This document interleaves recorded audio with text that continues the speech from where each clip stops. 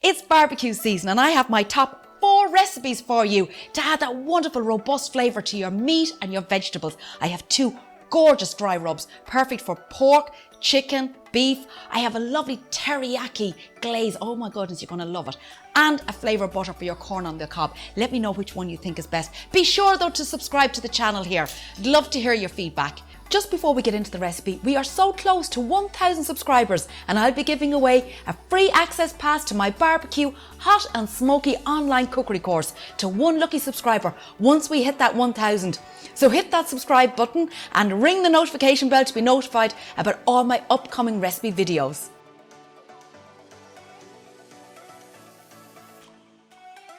I've got a great one for you. I've got a dry rub for beef. It's perfect for slow roasting in your oven and it's great on the barbecue. You're gonna love this one. We are starting with chili powder. That's optional, of course, for yourself, but I love the little bit of heat. So let's go with our chili powder. Oh my goodness, you can't make this without cumin. This is so nice. And then some sugar. So this is soft brown sugar, so you just pop that in. Here I have oregano, some dried oregano. You always have to have dried spices and herbs when you're making a dry rub because you want to store it forever. Well, it keeps, I say forever, it'll keep maybe for 3 months and after that you'll need to make it fresh batch. So make it in like a batch and use as you need. So here we have our onion powder, some paprika and some sea salt, and give that a good mix up. Just with the back of a spoon. Oh my goodness, the smells from this is just gorgeous.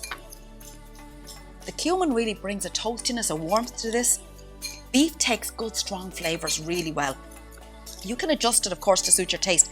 This as a recipe works very, very nicely, but if you're not into the heat, that's where you just cut back on the cayenne. And I have this made in batches. I keep it in a jar and then I just put it, if I'm doing a steak for dinner, I'll just sprinkle a little bit of this on the steak. There's salt in it already, so I don't need to worry about seasoning. I don't put pepper on it because I've got the chili powder in there, so it's good to go. And I just fry off my steak. So it's really, really nice. But it's great for the barbecue as well because it doesn't burn on the barbecue.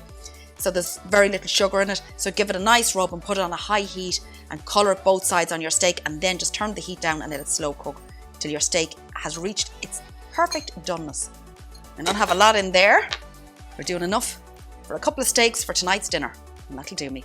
This here is your perfect dry rub for beef on the barbecue.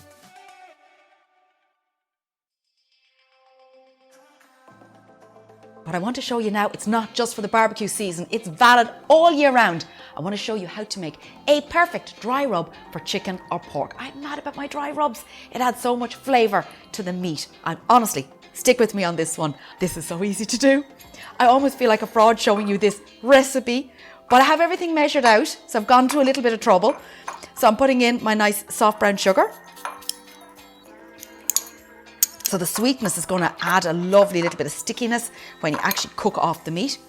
Chili powder, now that is to your preference. There's a lot of chili powder in this, but cut back if you don't like it.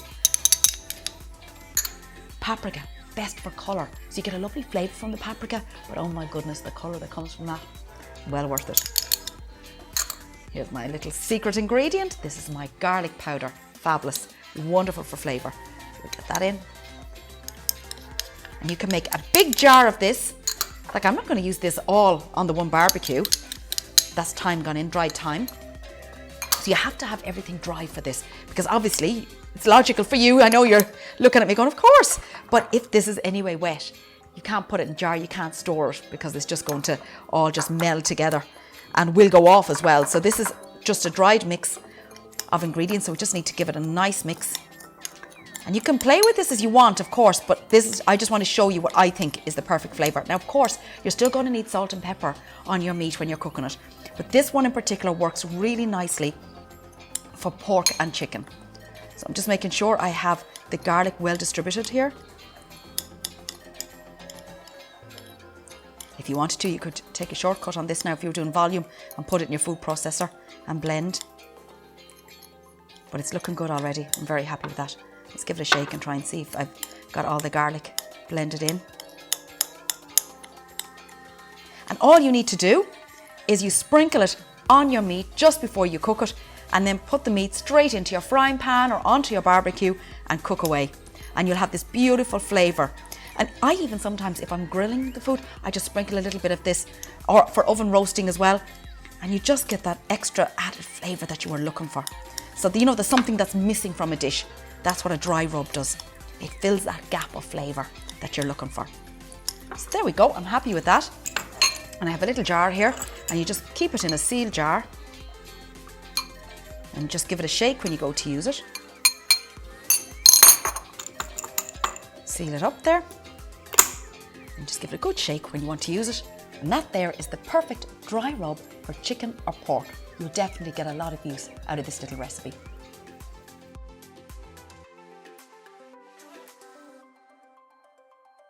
If you're looking for that sweet, spicy, sticky finish for your meat, for your fish, for your chicken, I have a beautiful glaze for you. In particular, this is really good for fish.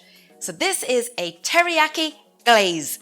So what we do here is, like I say, the hard work's done, everything's measured out. We get everything into the one bowl. So we start with sweet chili sauce. And then for more sweetness, some local honey. Now for flavour, one of my favourites, sesame oil. I love it.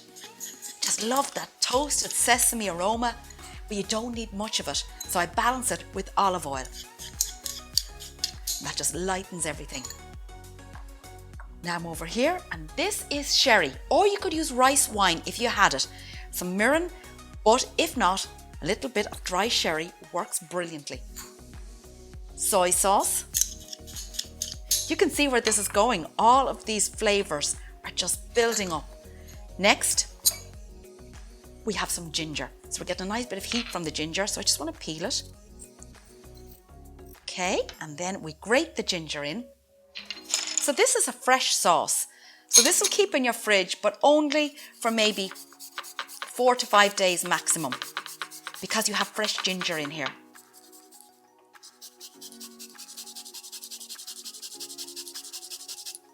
Ginger is to taste for yourself now, but I think that's probably enough for me. Okay, give that a nice mix up. Oh my goodness, it smells so good. You can really smell the sesame oil. Even though it was a small quantity that went in, it really packs a punch. So this is a nice light glaze. So you can use it on your meats and you can use it on your chicken, but it's particularly good on fish. Beautiful. I'll put that on some cod and show you what the finished dish is like.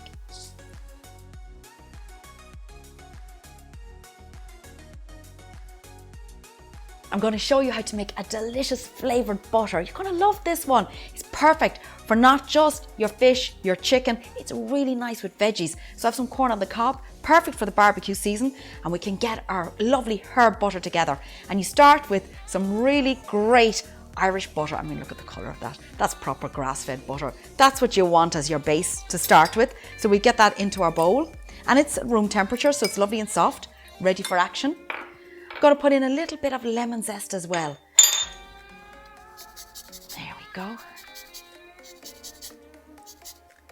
Oh, that's lovely. It's just the freshness from the lemon zest is so nice. Okay, I've got 3 wonderful herbs from our garden here at Ballyknocken House in Cookery School. Some lovely fresh thyme here, and it's just beginning to flower. And it's a cute little flower, so it's gorgeous, tiny little thing.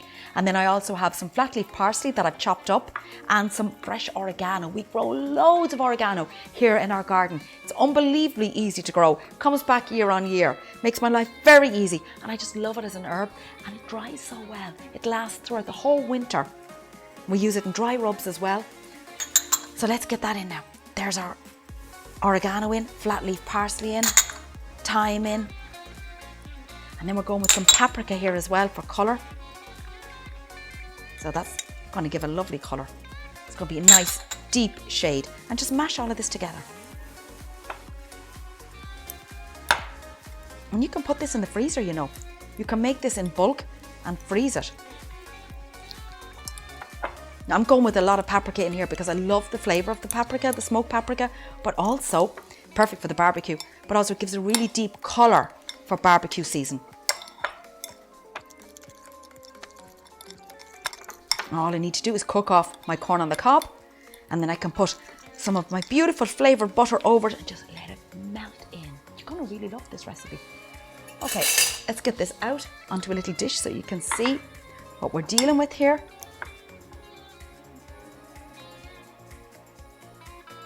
And if you've made too much of this, just freeze it and use it another time. You can cut slices of this from frozen. And that there is your lovely flavoured butter. It's my herb butter to serve with corn on the cob or fish or chicken or whatever takes your fancy. For more from me and Ballyknockin Cookers, go check out my website at the link below. And don't forget to subscribe to the channel and ring the notification bell to be notified about all my upcoming recipe videos.